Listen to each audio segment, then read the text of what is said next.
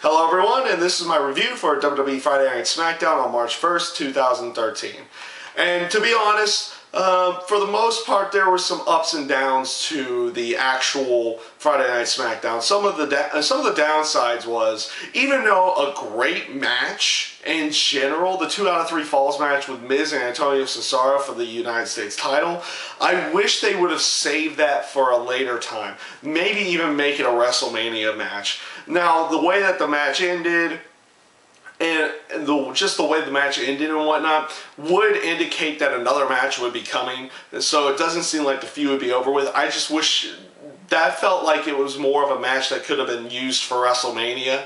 Using the 2 out of 3 falls, they could have gone in a different direction for this particular match at this point in time. So hopefully they'll keep it with keep it with them to having the feud for the United States title. Other aspects, I did feel for the most part the matches on the show were really good. Alberto Del Rio and Damien Sandow was really good for the length that it was. Big Show and Randy Orton was really well done. Just again though, the way that they're building the Jack Swagger Alberto Del Rio feud, I think they're going really well. They're spot on with everything. I like the aspect that they don't have any physical altercations yet. They're just in the terms of war of the words versus just war of the run-ins in any way, shape, or form in that sense. Now that will probably come down later in the feud before the match, but it's just nice that they're building it slowly. They are taking their time with this one, and it just really intensifies that feud going into their WrestleMania match, just in my opinion. At this point in time, though, I really wish, and just going on a different subject, I really wish they would pick what they want to do with Sheamus going into the WrestleMania in general. Is he still going to be feuding with The Shield, or is he going to be feuding with Wade Barrett? I think at this point they really need to choose here. Either way would probably be really good if he's either helping out Randy Orton with The Shield, who, of course, to continue that feud, did the run-in during his match with the Big Show. And they could even use Big Show as a tweener in this sense, just in the aspect of, you know, he knocked out Roman Reigns. Maybe the Shield will attack Big Show now and get him into the feud in some way, shape, or form. Maybe not make him a full-fledged face, but, you know, make him, get him into that feud in some way. I still think I think they could have a really good feud with Wade Barrett and Sheamus, and I'm kind of hoping they go in that direction, but either way, I think it's a good fit for Sheamus to be in either one of those feuds. I just wish they would pick which one he would go into at this point in time.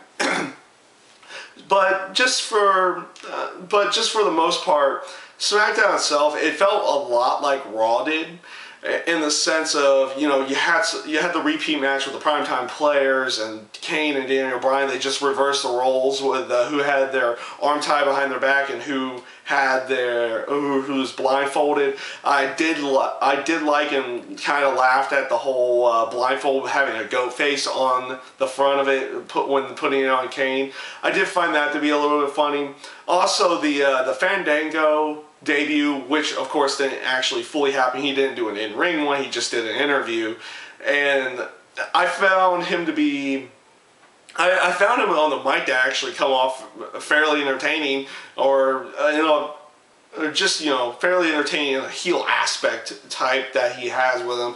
You know, trying to get Matt Striker to pronounce his name properly. He said he wouldn't make his debut until he does that type deal.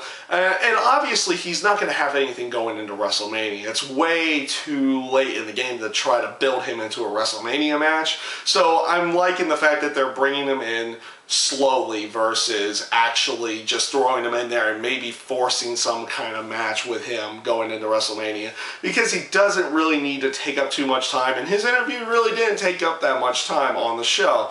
So it was nice to see that as well. It was just nice that they're kind of bringing them in slowly versus trying to rush everything in that sense. But just overall, I felt that the show had its ups, it had its downs. It just felt weird, you know, they billed it as the social media live SmackDown. where, you know, basically the entire show was already taped. It was just maybe the Twitter or the touts that they were throwing out there were actually live at that point in time.